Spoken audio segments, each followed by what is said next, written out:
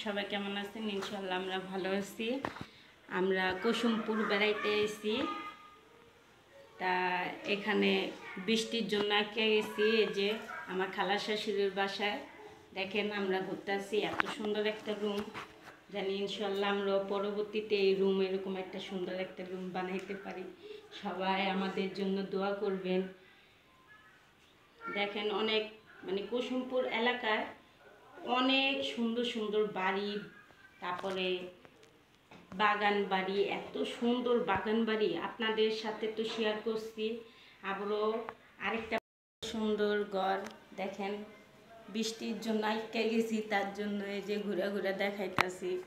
দেখেন সোফাটা এত সুন্দর, ঘর মতন না। এই যে দেখেন দামি অনেক একটা ঝাড়বাতি, সাথে আমিও এত ভালো ভালো শোপিস দেখেন, সব আমেরিকা থেকে আনা হয়েছে। যে বাসায় আসছি তাদের বাড়ি, তার ছেলে মেয়ে সবাই আমেরিকা থাকে, আর আমরা ওই বাড়িতে বেড়াইতে এসেছি।